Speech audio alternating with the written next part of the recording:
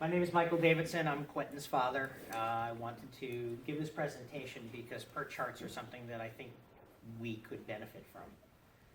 Pert charts is part of project management, and project management is not a strength of this team at this point. Everything you do in your life can actually be looked at like a project. You probably only think of projects as stuff that's assigned in school. But if you think about what your daily routine is, how you go about almost anything, it generally can be viewed as a project. When you get up in the morning and you need to get out to the school bus or out to school, what do? You have a set of tasks that you need to do. There's a logical sequence to them. You don't want to put your clothes on before you eat breakfast and get food on your clothes. You don't want to brush your teeth before you eat your breakfast, or maybe you do. But there's a logical sequence to it, and most people don't look at this as a project, but it actually is. And so everything in your life can actually be used as a project, and we just don't view it that way normally. Pert charts allows you to look at the project from a graphical and visual perspective and understand what's most important to get done. So what is a Pert chart? It's a graphical representation of a project schedule. Pert stands for Pert Evaluation Review Program Evaluation Review Technique. It was originally used by the US Navy. It's been used in almost every business since then. The classic example was, does everybody know what the Sears catalog is or was? It used to be about this thick, and it came out every year selling everything that Sears could sell you from a mail order perspective. They used to have a Pert chart that started right next to the door to a conference room, and it went along the entire outside wall of the room, finishing at behind the door with the release of the catalog. Okay? The more complex a project, the more the benefit of a Pert, because it allows you to really see what's the most important thing to get done. And you'll understand that a little bit more after we get into it. This is commonly used in conjunction with something called the critical path method, and we'll go over what the critical path is. Okay? Critical path is the sequence of project network activities which add up to the longest overall duration. What I mean by that is there are some situations where pieces of a project don't need to get done first. In our group programming, it starts at the beginning, but we really don't need it till the end. Okay? And in most cases, the length of that piece isn't as long as the rest of the build of the robot. So if programming needs an extra week to get something done, in many cases it doesn't change the length of our project. It's just extra time. It's not on the critical path. On the other hand, if we don't get the parts build done on time, that may very well affect the entire length of our project and extend that project. Does everybody understand the critical path versus not critical path? Yeah, absolutely. Okay, we'll have an example as part of this. Okay, some definitions. A Pert event is a point that marks the start or completion of one or more activities. Okay, once you see it, you'll sort of understand. It's just a point in time. Some people refer to it as a milestone. It's a point at which an activity ends and another one begins. Items before that point are predecessors. Items after that point are successors. Activities on a Pert chart are referred to as represented as lines. So when you see this, think about the circles as being the events or the milestones, and the lines being the actual activity. How to make a Pert. First, you list your activities. In this case, I'm just listing them as A, B, C, D, E, and F, but you could also have descriptions for each piece of this. Okay? Their precedence. What has to happen before we can start this work? So before we can build our robot, we have to get the parts from the manufacturer, right? Before we get the parts from the manufacturer, we have to order the parts. Before we order the parts, we have to design what we want to have. All of these are precedent activities. We have to go back in time in order to get there, okay? And how long each of them takes. And it can be measured in hours, it can be measured in days, it can even be measured in weeks, although different projects have different scopes. After you do that, you chart the activities by the precedence, adding the events at the end of each activity, and you denote the time for each activity. Again, it'll make a lot more sense when you start to see it. So the next slide shows you one. So in each case, the tasks are in the red. Okay? Precedents are represented by where you start these tasks. So A and B have no precedence, so therefore they can start at the beginning of the project. Okay? C waits for B to finish, so C has to be after B finishes. D and E both wait for A. They're independent of each other, but they both have to wait for A to finish, and F has to wait for D to finish. Okay? Then for each activity after you've charted it, you put the time each one takes. Does everybody understand so far? Yeah. Any questions? What are Yes, the sir. numbers in the circles? The numbers in the circles represent the notation for the events. So start, end of B, end of A.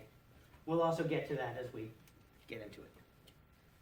So the 10 is what, task 10 or not, or result 10 or step 10? It's Event milestone 10. Milestone 10, thank you. Okay, now there's a definition called slack time.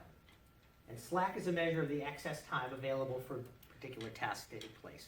You have task level slack, and you can also have a set of tasks having a slack. All right? So let's first refer to, let's go back one for a second. Let's talk about what critical path is. We talked about critical path being the shortest or the longest path in your project to get from the beginning to the end. Okay? And you do that by adding the times for each step to get you there. So which is the critical path at this point? Yes, sir. Through 20 to 50? 20 to 50. That is a critical path. Okay? But as it turns out, there's actually two critical paths. Does everybody see that 10 to 30 to 40 to 50 is also the same length, 7? Okay. So in this case, we actually have two critical paths, which means anything delaying those two critical paths changes the total length of this project, which in our case of a 6-week project like we do right now, that would be really problematic, right? So if either of these two gets out of whack, we're going to have a problem. Okay, now let's go back to slack time and let's talk through again what the slack really is. In this case, there's only one piece of slack available. Does anybody see it? E. So if E actually ended up taking an extra month, would the total length of this project change? No. No. That's it. Exactly. That's important to know because saving time on E is not going to make the project any faster. Saving time on C would not make the project any faster. You would actually, in this case, have to save time on a BC or an ADF task. And both of them would have to shrink in order to make this faster. But if any of those take longer, this project gets longer, and that's a problem. Does anybody have any questions?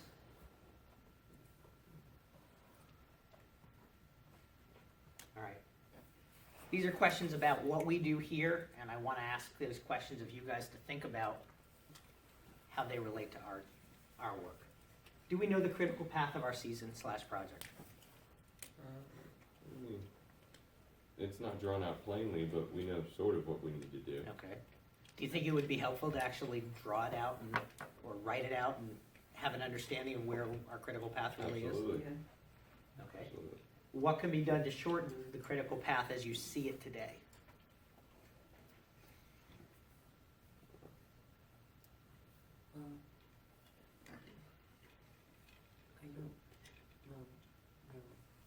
Okay. Thought question. Take it home with you. Think about it. What can we do? Okay. And I'm going to give you a little hint as to where I was thinking. What tasks can be divided to potentially take them off the critical path? Okay. We often think of everything as being on the critical path. A lot of things aren't. If you identify your critical path, there might be situations where you could take parts of it and yank it off and say, oh, if we made this work this way, or if we did this activity at the same time we did this activity, and made it so that the two merged again back downstream, we could potentially save time on our task set. Okay? There are situations, I think, that does occur, and I think finding that and knowing how to take advantage of that will help us. One of the challenges we always have is we're always scrambling at the end of the season to have a working robot that has been tested and the drive team have an opportunity to test drive. We You couldn't. can complete the robot to test the robot. Correct, and how can we complete the robot faster is the thing that I would like all of you to think about and come up with ideas. Yes, sir. We usually have maybe a few people who are specifically working on a specific task, and then we sometimes have a few people who are just, they don't know what they're supposed to be doing, like they're not really starting anything, and they're asking what they can do. So sometimes we can just set a separate task for them to do at the same time, since they aren't really doing anything at that point. Okay. That sounds like a good idea. Yes, sir. I think the point is that we would like to do that, but I think a whole lot of the tasks, I think precedence was the term that you used. Yes. A lot of the tasks require other tasks to be done before we can, so there's only so many tasks that we have at a certain time. I think once we reach, like you had A at the beginning, and once you hit a certain other task, that's when things started to diverge. Mm-hmm. I think that once we start getting the frame together and the drivetrain together, I think it'll kind of diverge. So I think that once we start getting to that point, if we can maybe try and get to that point faster, I think that will definitely speed up our critical path. Sounds good. Okay. Think about what particular tasks get you there and how you could speed yourself up from there. Well, we need to prioritize the frame and the drivetrain. That's like that's like the most important part of the robot, because if we don't have that, then the robot doesn't work, period. Mm-hmm. So those two tests, the drivetrain and the frame should be prioritized, while the other stuff we do should be secondary. Not that those aren't important tests, but they can be given slack time. Correct.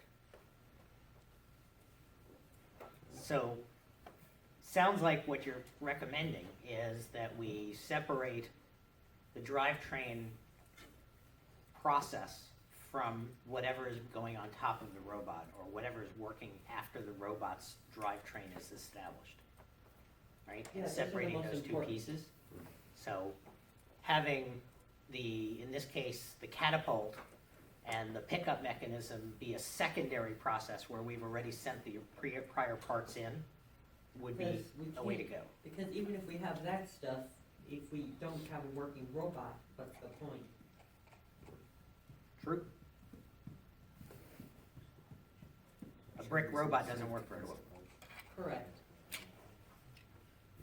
Okay. Does anybody have any questions about PERT charts in general, or where I'm trying to get you guys to go with these questions? The point of this is to help speed us along, correct? That's very much part of it. It's also an organizational structure. So if you know, for example, going back to that process flow, that your build team doesn't really need to be active until the parts come in, let's say, and just creatively utilizing this, then maybe those build team members can help something else to get it back on, or get it to the point where it gets this task faster. And then So if we compress this If we task, can't do we'll A, better. maybe we could do B instead? So is that what you're getting at? So let's say build people. There's a period of time where build people don't have a lot to build, right? Yeah. What other tasks can they be doing that will help us accelerate? Planning out exactly what we're building. Okay, I mean, we need to know what we're building before we can build. true. And if we already have that planned out, then I suppose So prototyping, prototyping. that's part of it. But now we're pretty close to the end of prototyping stage, right? Yeah. Stop, yeah. Climber is pretty much the only thing left, and I think that's 90% finalized. Yeah. So we have a couple of weeks, or a week, let's say, before the parts come in. What could build people do that potentially helps us on our paths? Speak That with might be Chad, critical. How it's gonna be built, how it's gonna be put together, so when we get it, we know right then how to put it together. Okay, so becoming oriented to what the total build looks like. Right. Okay, that's a good point. How many of you have seen the CAD of the robot? Okay, about half.